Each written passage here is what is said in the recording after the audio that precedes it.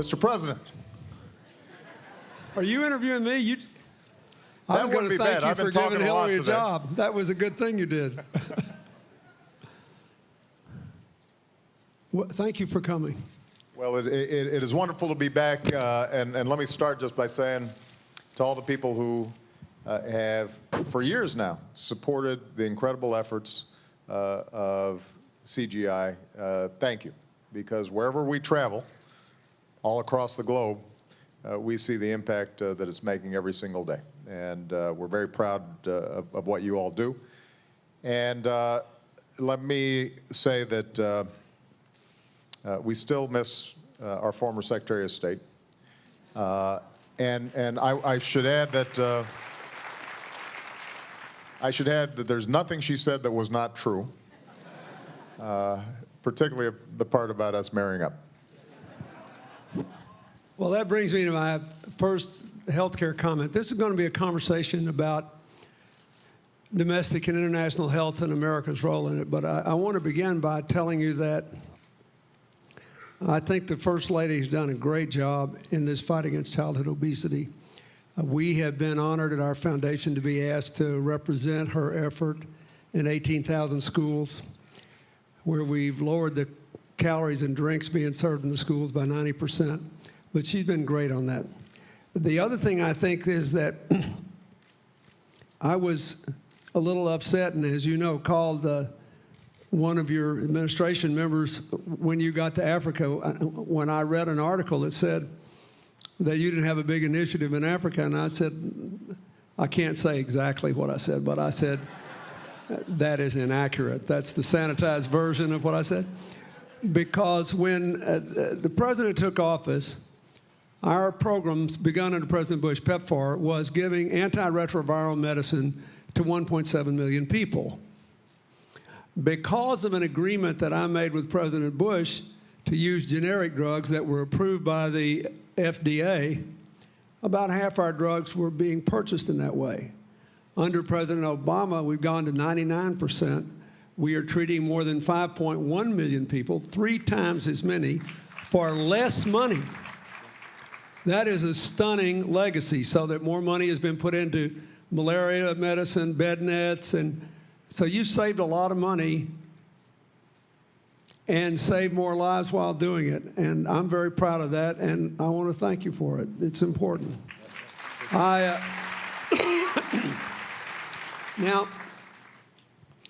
maybe at the end of this conversation we can get back to some of your current global health initiatives, but let's talk a little about the health care law, because we're about to begin on October the 1st, open enrollment for 6 months.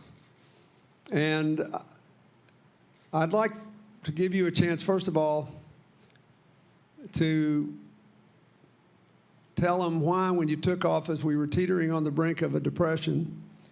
You had to avert it. You had to start the recovery again.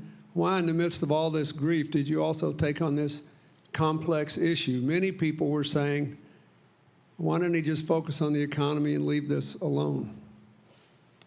So tell us why you did it. Well, first of all, I think it's important to remember that healthcare is the economy, a massive part of our economy. And so the idea that somehow we can separate out the two is a fallacy. Second of all, the effort for us to deal with a multifaceted healthcare crisis has been going on for decades. And the person who just introduced us, as well as you, early in your presidency, had as much to do with helping to shape the conversation as anybody. The fact is that we have been, up until recently, the only advanced industrialized nation on earth that permits large numbers of its people to languish without health insurance. Not only is there the cruelty of people who are unable to get health insurance, having to use the emergency room as their doctor or their health service, but we're also more efficient than anybody else. And so when we talk about, for example, our deficit, you know this better than anybody. The reason that we have not only current deficits, but also projected long-term deficits, the structural deficit that we have, is primarily based on the fact that we have a hugely inefficient, wildly expensive healthcare system that does not produce better outcomes. And if we spent the same amount of money on healthcare that Canada or France or Great Britain did, or Japan or any other industrialized country, with the same outcomes or better outcomes, that essentially would remove our structural deficit, which would then free up dollars for us to invest in early childhood education and infrastructure and medical research and all the other things that can make sure that we're competitive and growing rapidly over the long term. So my view when I came into office was we've got an immediate crisis. We've got to get the economy growing. But what we also have to do is start tackling some of these structural problems that had been building up for years. And one of the biggest structural problems was healthcare. It's what accounts for our deficit. It's what accounts for our debt. It causes pain and misery to millions of people all across the country. It is a huge burden on our businesses. And I was out at a Ford plant out in Missouri, and making the F-Series out there, and there's a big stamping plant. Ford is now the biggest seller in the United States. We took that lead back from the Japanese automakers. But we are still burdened by the fact that every U.S.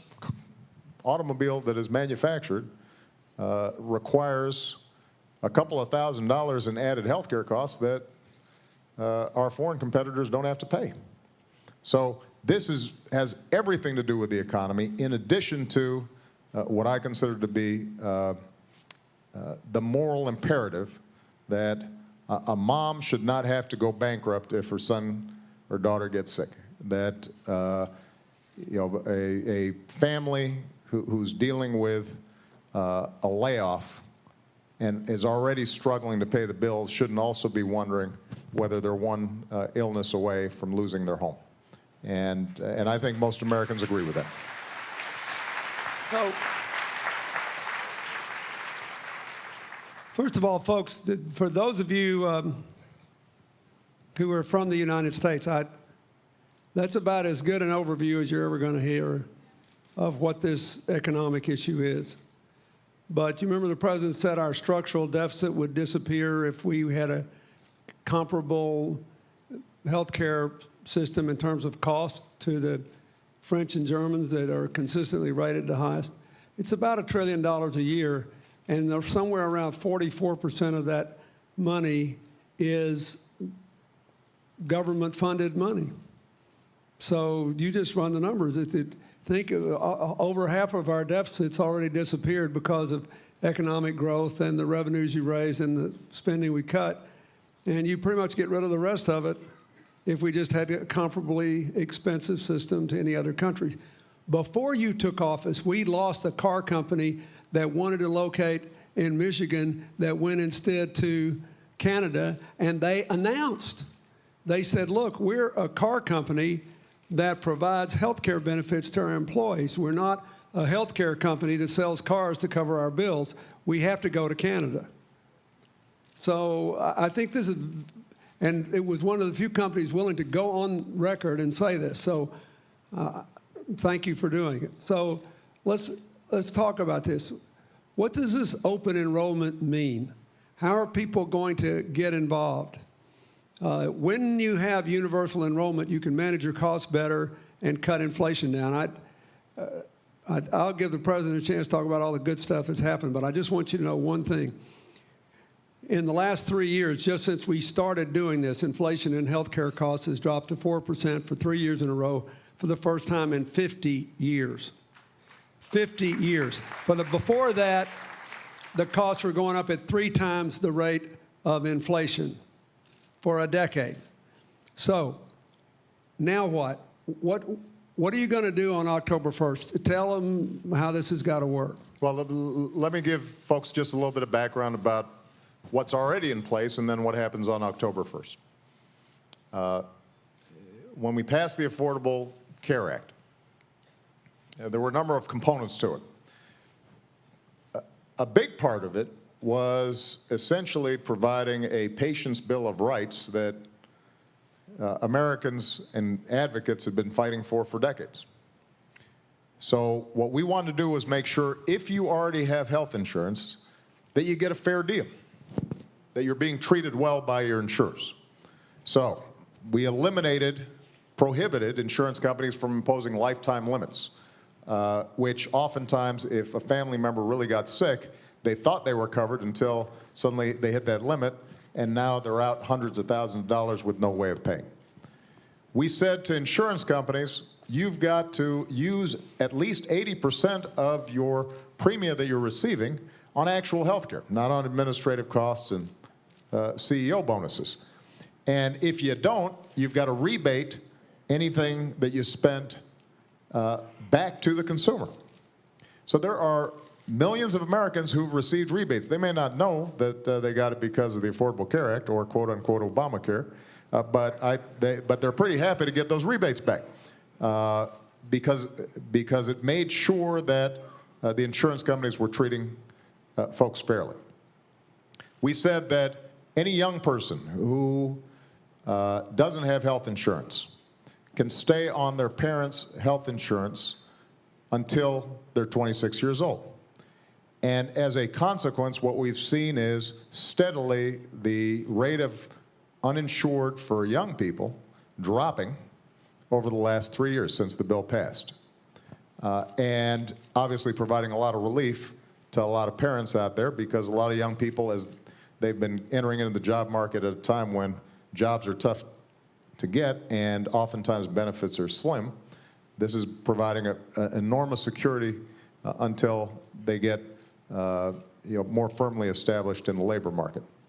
We provided additional discounts for prescription drugs for seniors under the Medicare program. And so seniors have saved billions of dollars when it comes to their prescription drugs. So there have been, over the last 3 years, a whole array of consumer protections and savings for consumers that result directly from the law that we passed. And for those who say that they want to repeal it, typically when you ask them about, well, what all these various benefits, they say, well, that one's good, and that one's pretty good, and we'd keep that. And you pretty much go down the list, and there's not too much people object to.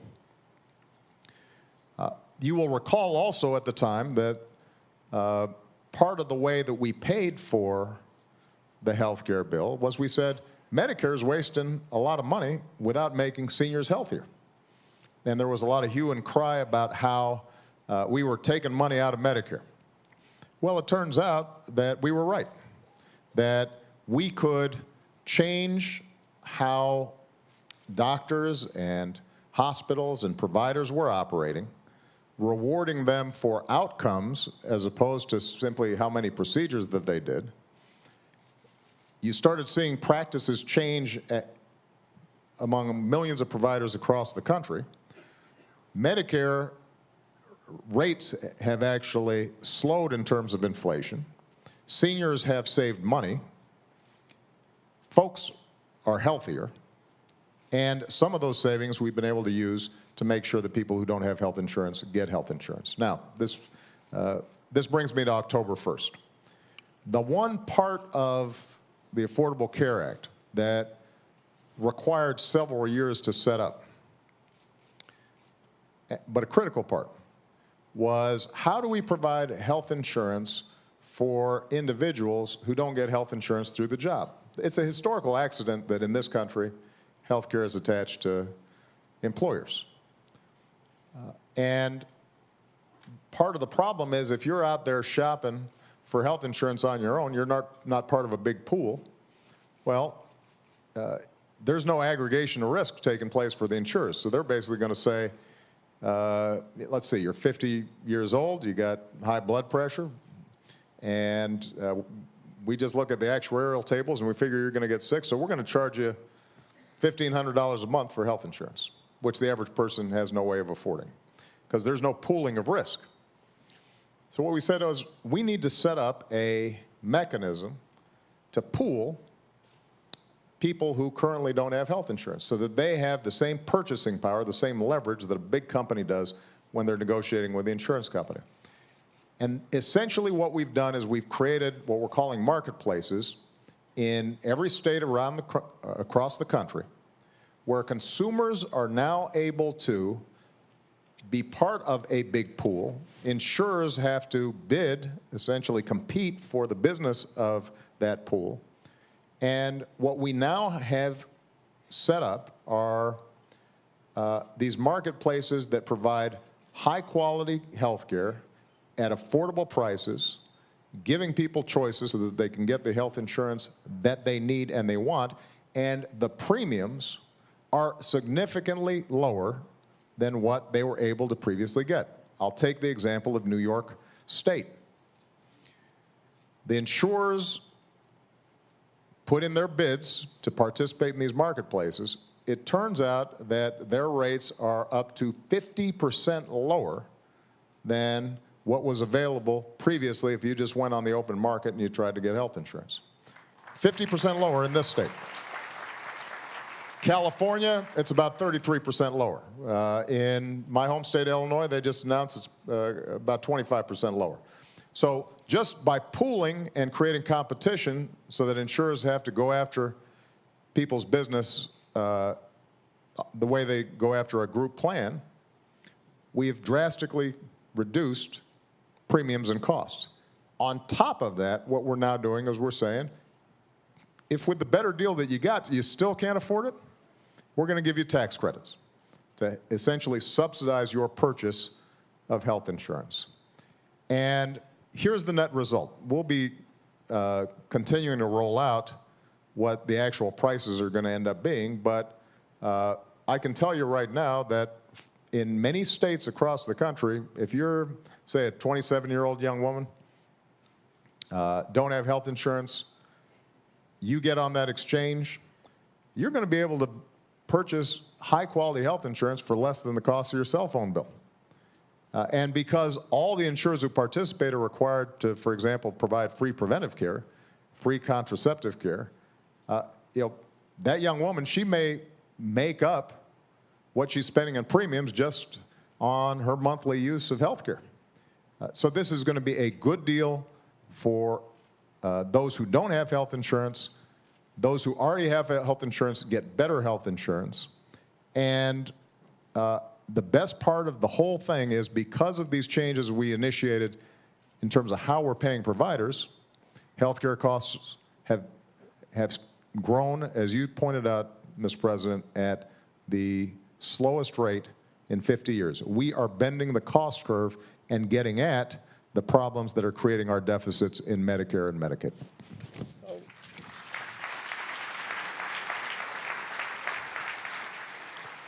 I should point out that so far in most states, one of the good things that at least I didn't know what it would happen is that when we began this in the United States, more than 80% of the American states had only one or two companies writing health insurance who had more than 80% of the market. So there was, in effect, no price competition. So what I was terrified of was, we'd open these things and there'd only be one company show up and bid, and this whole thing, we'd be having an academic conversation. Instead, it's actually led to the establishment of more companies doing more bidding. And I think part of it is they have greater confidence that they can deliver health care at a more modest cost. So far it's good, but I think it's important for you to tell the people why we're doing all this outreach, because this only works, for example, if young people show up, and even if they buy the cheapest plan, then they claim their tax credit, so that it won't cost them much, $100 a month or so. We got to have them in the pools, because otherwise all these projected low costs cannot be held if older people with pre-existing conditions are disproportionately represented in any given state. You've got to have everybody lined up. So explain what kind of all the work you've been doing on the outreach for the opening in October. Well, I think President Clinton makes a really important point. And the way pools work, any pool, is essentially those of us who are healthy subsidize somebody who's sick at any given time. We do that because we anticipate, well, at some point we'll get sick, and we hope the healthy person is in our pool, and so those costs and those risks get spread. That's what insurance is all about. And what happens is if you don't have pools that are a cross-section of society, then people who are already sick or more likely to get sick, they'll all rush out and buy insurance. People who are healthy, they say, you know what, I won't bother. And you get what's called adverse selection. Essentially what happens is that the premiums start going higher and higher because the risks aren't spread broadly enough across the population. So you want to get a good cross-section in every pool. That's why big companies have an easier time getting good rates for their employees than small companies. Because if you only have 5 employees, one person is stricken with breast cancer, let's say, your rates potentially shoot up. But if it's 1,000 employees, then it gets spread out. So on October 1st, open enrollment begins. All these folks can start signing up for the marketplace.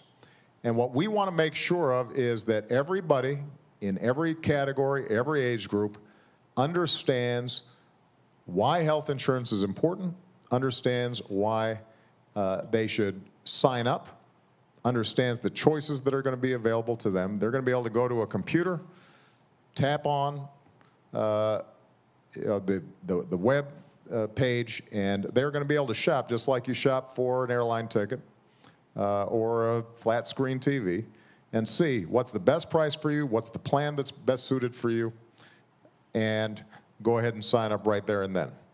And that open enrollment period will last from October 1st until the end of March. And so there'll be 6 months for folks to sign up. Normally, this would be pretty straightforward. A lot of people don't have health insurance. A lot of people realize they should get health insurance. But let's face it, it's been a little political, this whole Obamacare thing. And so what you've had is an unprecedented effort that you've seen ramp up over the last month or so, in which those who have opposed the idea of universal health care in the first place and have fought this thing tooth and nail through Congress and through the courts and so forth, have been trying to scare and discourage people from getting a good deal. And some of you may have seen some of the commercials out there that are a little wacky. And the main message we have, and we're using social media, we're talking to churches, we're talking to various civic groups, and what we're saying to people is, look, just go to the website yourself. Go to healthcare.gov, take a look at whether this is a good deal or not. Make your own decision about whether this is good for you. Because what we are confident about is that when people look and see that they can get high quality, affordable health care for less than their cell phone bill, they're going to sign up. They are going to sign up. And part of what I think the resistance that we've seen ramp up, particularly over the last couple of months, is all about is the opponents of health care reform know they're going to sign up. In fact, one of the major opponents, when asked, well, why is it that you'd potentially shut down the government at this point just to block Obamacare, he basically fessed up. He said, well, once consumers get hooked on having health insurance and subsidies, then they won't want to give it up. I mean, you can look at the transcript. This is one of the major opponents of health care reform. It is an odd logic. Essentially, they're saying people will like this thing too much and then it will be really hard to roll back. So it is very important that people just know what's out there, what's available to them, and let people make up their own minds as to whether it makes sense or not. Now, one last thing I want to say, because I do think sometimes people come up to me and they say, well, if this is such a good deal, how come the polls show that it's not popular? One of the things you and I both know is that when you come to health care, there's no more personal and intimate decision for people. I mean, this is something that people really care about. And frankly, the devil you know is always better than the devil you don't know. And that's what Harry and Louise was all about back in the 90s, right? It was scaring people with the prospect of change. And so part of our goal here is just to make sure people have good information. And there's been billions of dollars spent making people scared and worried about this stuff. And rather than try to disabuse people of every single bit of misinformation that's been out there, what we're saying is just look for yourself. Take a look at it, and you will discover that this is a good deal for you. Well, first of all, I completely agree with that. I think what we've got to do is drive people to the websites. The states that are participating, the Supreme Court decision would upheld the health care law, said that states didn't have to set up these marketplaces if they didn't want to, but if they didn't, the federal government would set it up. They also said that states didn't have to expand Medicaid coverage to help people whose incomes are up to 138% of the federal poverty level by health insurance. There are some states, believe it or not, that want the marketplace but don't want the Medicaid. And that's going to lead to a cruel result. And there's nothing the president can do, and it's not his fault. That's what the Supreme Court said. So we can have this bizarre situation where, let's say, a business with 60 employees can, or an individual going in the individual market will get the benefit of tax credits for everybody with incomes of 138% of the federal poverty level or above, but they won't get it for people who work between 100 and 138%. So lower income people who desperately need the health insurance, we would have the cruelest of all situations in those states, and there's nothing the president can do about it because of the Supreme Court decision. So we have to persuade the states to come on, but more and more states with Republican governors and Republican legislators are doing it. Well, and tell them about Arkansas, because we're doing well down there. No. Well, a little hometown bias. There's nothing wrong with that. A couple of things that are happening that I think are very interesting. First of all, look, I'm sympathetic to some of these Republican governors who are under a lot of pressure because the whole issue of whether you're for Obamacare or not has become a litmus test in the other party. So some of them politically, it's been tough. Sometimes state legislatures have refused to allow governors to go ahead and implement. But as you indicated, what we've seen is that when Republican governors take a look at the deal they're getting, where in addition to these exchanges, we're also providing a much more significant match, much more federal money to provide health insurance from the state's perspective. They're not paying. The federal government's picking up the tab, and this is helping them because people are no longer going to the emergency room. They now have good health care. They're now getting preventive care. You're seeing some Republican governors step up and saying, I may not like Obamacare, but I'm going to go ahead and make sure that my people are benefiting from this plan. So that's one good thing that's happening. The second thing that's happening is there are a couple of states. Arkansas is a good example. Kentucky is another good example. Idaho, interesting example. Now, these are states where I just got beat. I mean, I do not have a big constituency in these states. Well, I take that back. You know what? I mean, 40% is still a lot of people, but I'm losing by 20% in these states. But the governors were still able to say, we're going to set up our own state exchanges, their own marketplaces, and each state is just using their own name for it. So I had a conference, video conference with all the state directors of all the marketplaces. And I'm talking to the director in Kentucky and Idaho, and in Kentucky it's called like Kentucky Connect, and in Idaho it's called the Idaho Healthcare Exchange. And there's a story that came out of Kentucky where some folks were signing people up at a county fair somewhere, and some guy goes up and he starts looking at the rates and decides he's going to sign up, and he turns to his friend and said, "This is a great deal. This is a lot better than Obamacare."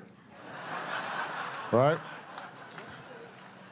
Which is fine, because I don't have pride of authorship on this. I just want the thing to work. And Arkansas just came out with its rates, and as has been true in virtually every single state, not only are premiums lower than they were, they're a lot lower than even the most optimistic predictions were about how low they would be. And once these marketplaces are up and running, it turns out that what has traditionally been a pretty conservative principle, which is competition and choice, work. Well, in the insurance market, competition and choice work. And what we're seeing is that people are going to be able to get the kind of health care that they've never been able to get before. States are going to benefit from it because they're going to save money. And one thing that all of you, there are probably very few people in this room who don't have health insurance, although if you don't, you should sign up starting on October 1st. One of the things that many people don't realize is that the subsidy that all of you provide for the uninsured is about $1,000 per family. You pay $1,000, everybody here who's got health insurance pays about $1,000 more for your family's insurance than you otherwise would have, because hospitals are mandated, they are required to provide service to anybody who shows up. And so what happens is when you've got 15% of the population without health insurance, they end up showing up at the emergency room, typically at a point when they're much sicker than if they had been getting regular checkups and preventive care. So you pay for the most expensive care there is because hospitals got to recoup that money some way. And the way they do it is to charge higher prices, and people who have health insurance end up picking it up. So part of what will help reduce the increase in health care costs is making sure that that hidden subsidy no longer exists. Let's talk a little bit about business, because we're out of time, but I think it's really important to point out, as you pointed out, most people who have insurance work for a living, or somebody in their family does, and they get their insurance through their workplace. The law says that all employers have to participate if they have 50 employees or more. Many employers with fewer than 50 employees already voluntarily provide some health insurance. Both the companies with 50 or more and the companies with fewer than 50 are somewhat concerned. And the employees that have to be insured are those who work 30 hours a week or more. So there were many people who speculated that when this law came into place that it would add to the cost and there'd be a lot more part-time workers instead of full-time workers. I'll save the president the time and the energy on this. So far, that's not true. The overwhelming number of people who have been hired coming out of this recession have been hired at lower wages, but they have been full-time employees. There has not been an increase in the percentage of our employment in part-time work. There has been an increase in relatively lower wage new jobs, but that means they need health insurance even more. So explain very briefly to them how this is going to work, how private employers are helped by their insurance and the requirements. Well, first of all, if you're a large employer or an employer with more than 50 employees, you're already providing health insurance. You don't have to do anything other than just make sure that you can show that you're providing health insurance. And there was a lot of news recently about how we delayed the so-called employer mandate for a year because under the law, what it says is if you have more than 50 employees, you're not providing health insurance to your employees, then you're going to pay a penalty to help subsidize, to help pay for the fact that we, the taxpayers, are going to have to provide your employees with health insurance, which, by the way, is only fair. A lot of the controversy around the Affordable Care Act had to do with these so-called mandates, both an employer mandate and an individual mandate. And the employer mandate says if you don't meet your responsibilities by your employees and they end up getting Medicaid or they're ending up in the emergency room, you're basically dumping those costs onto society. That's not fair. So we're going to charge you a couple $1,000s to help pay for health care for those employees.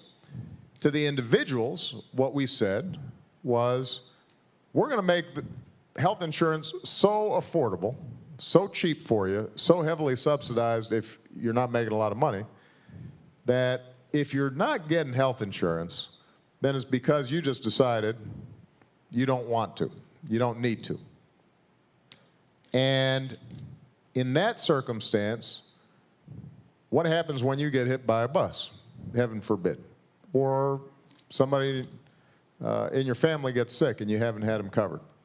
Well, we're going to end up having to pay for you anyway because we're not going to just let somebody bleed in front of the emergency room.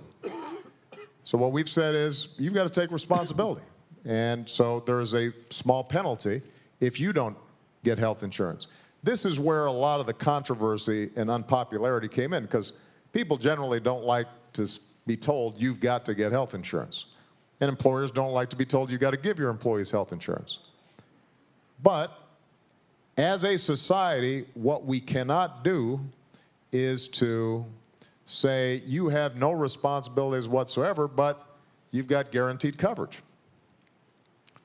And this raises the whole issue of pre-existing conditions, which we haven't talked a lot about, but is really important. One of the central components of this law, one of the main perversities of the healthcare system before this law passed was there were millions of people around the country who, if you had gotten sick before, if you had had a heart attack, if you had had cancer, if you had diabetes, let's say when it first happened you had a job, you got cured, then you lose your job, or you're trying to change jobs, or you're trying to start a business, you try to go out and get health insurance, the health insurance company not only could deny you, but had every incentive to deny you. Because basically, they'd rather have healthy people who are paying premiums and never asking for a payout.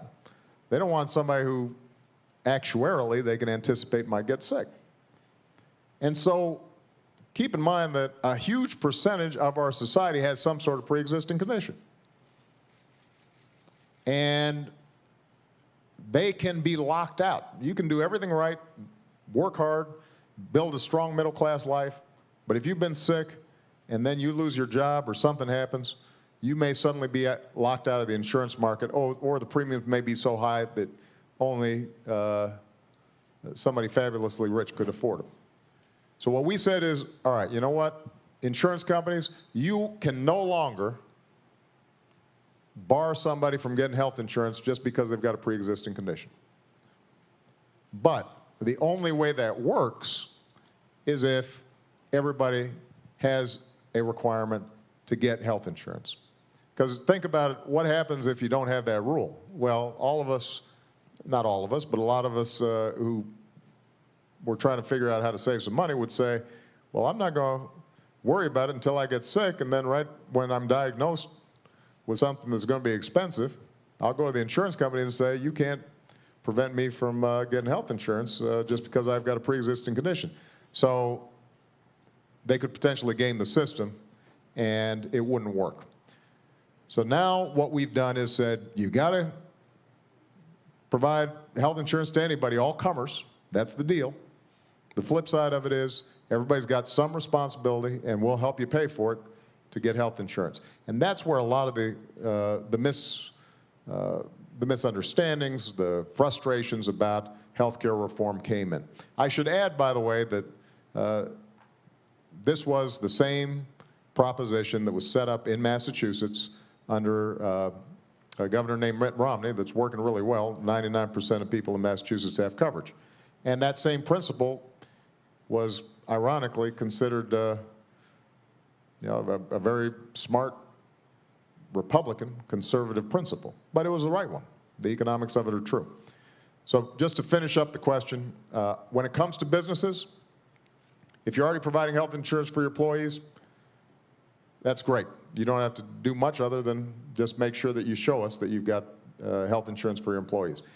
If you have more than 50 employees and you're not providing health insurance for them, you now have the opportunity to join a pool of small businesses to get a better price and a better deal on health insurance.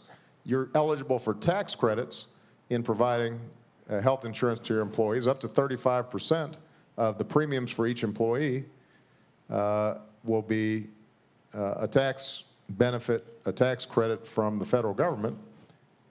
But if you still aren't providing health insurance for your employees after that, then we're going to go ahead and penalize you for it. And I can understand why some businesses wouldn't want to pay for it. If they're not currently providing health insurance for their employees, what that means is that they'd rather have those additional profits than make sure that their employees are getting a fair deal. In some cases, they may be operating under some very small margins. But keep in mind, since companies are exempted, the average small business with 5 employees, mom and pop shop, 10 employees, they're not under that requirement. So I'm not that sympathetic to a company typically. If it's got more than 50 employees and generating some significant revenue, we're making it affordable for them to provide health insurance for their employees. They should do the right thing. I agree with that. We have to close, but I think there's one last issue we ought to deal with. The most important thing, obviously, is just to get people enrolled in this. We'll work through it as we go along, but you just heard the president say that so far in virtually every state, the actual prices of the insurance are coming in quite low, a bit lower than they were originally estimated to. With the original price estimates, and with the government obligated to provide subsidies, which cost money on the budget, right?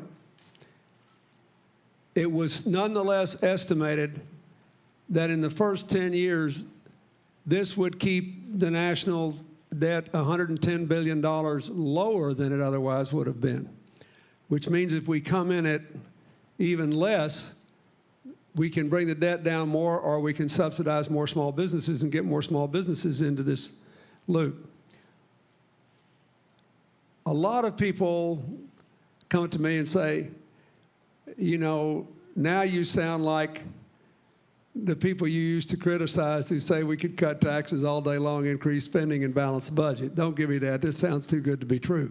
So I think on your before you leave, you should tell people how we can spend more, not so much in direct spending, but in tax credits, and still wind up reducing overall federal spending by $110 billion during this decade. Well, a couple of things just in terms of how this whole thing got paid for. First of all, I think it's really important to point out here that the total cost of the Affordable Care Act to provide health insurance for every American out there at an affordable rate is costing about the same amount over the course of 10 years as the costs of the prescription drug bill that President Bush passed, except that wasn't paid for. We felt obliged to actually pay for it and not just add to the deficit. So what we did, it's paid for by a combination of things. We did raise taxes on some things. We, for example, said that for high-income individuals, you can pay a slightly higher Medicare rate, Medicare tax. So we bumped that up a little bit. We said that for employers who are currently providing a so-called Cadillac healthcare plan, where there's so many bells and whistles, there's no incentive to actually spend wisely when it comes to health care. We're actually going to penalize you for that, not only to raise a little bit of money, but also to say you're encouraging the worst aspects of a healthcare system where you spend a lot of money, you don't get better outcomes. I mentioned to you Medicare. We basically said there's a program in Medicare called Medicare Advantage that provides some additional options for Medicare recipients above and beyond standard Medicare. And it's very popular with a lot of seniors. You get, eyeglasses and, other benefits. But it turned out that it was so uncompetitive that we were providing tens of billions of dollars of subsidies to the insurance companies under this Medicare Advantage plan without getting better outcomes, health outcomes for seniors. So what we said was, we'll keep Medicare Advantage and we'll give them a small premium if they're providing better services for seniors, but we're going to make you compete for it a little bit, and we're going to save tens of billions of dollars in the process, and that will go into paying for the Affordable Care Act. So the bottom line is, through these various mechanisms, we raised enough money to pay for providing health insurance for those who don't have it, to provide these health or these tax credits in the marketplace, and at the same time, because we're driving down costs, we actually end up saving a little money. It is a net reduction of our deficit. The irony of those who are talking about repealing Obamacare because it's so wildly expensive is, if they actually repealed the law, it would add to the deficit. It would add to the deficit.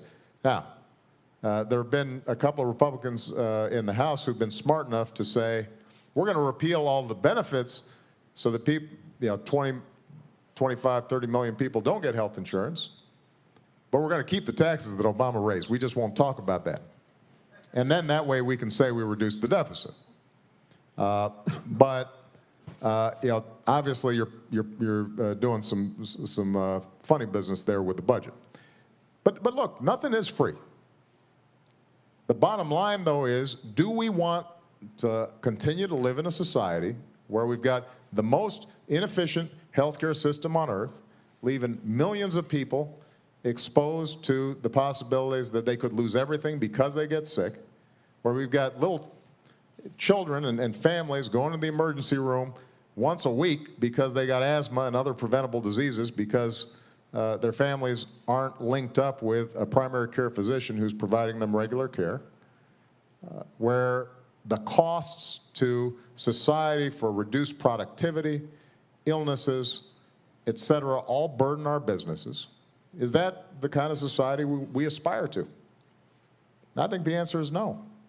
And the notion that we would resist, or at least some would resist as fiercely as they would, or as they have, make this their number one agenda, is perpetuating a system in which millions of people across the country, hardworking Americans, don't have access to health care, I think is wrong. We have to close, but I'll close with a story. I told you all this morning that the employee that our health access program lost in the Kenyon Mall shooting was a Dutch nurse. And we spent a lot of time in the Netherlands. They we get a lot of support there. Oxy is one of the biggest insurance companies in Europe. They're one of our partners here. I went to celebrate their 200th anniversary with them. They started as a fire insurance company with 39 farmers 200 years ago. And we were out there in this big farm field with in a tent in the shadow of a 13th century church and a big Dutch windmill. And I asked the chairman of the company, I said, you write health insurance? Because in the Netherlands, there's no Medicare, no Medicaid. Everybody's on an individual mandate, and you just subsidize people based on their incomes. He said, yeah, I write it. We all do. And he looked at me and he said, but we don't make any money on it. And he said, we shouldn't. This guy's running a huge insurance. Can you imagine somebody saying that in America? He said, we shouldn't. If I can't make money on this business doing traditional insurance business, I got no business in the work. He said, look, healthcare is a public good, and you got to find a way to finance it for everybody.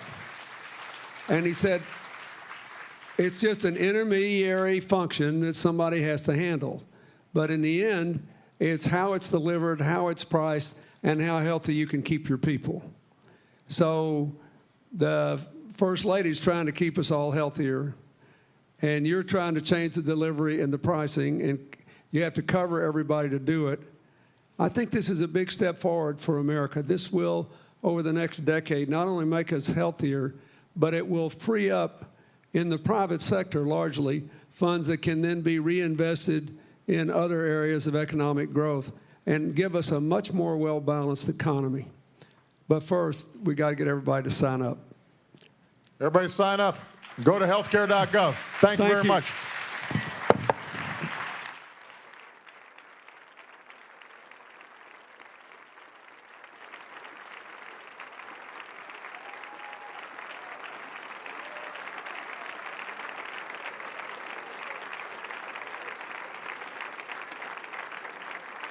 Gentlemen, please remain in your seats for a moment while the President of the United States departs the room.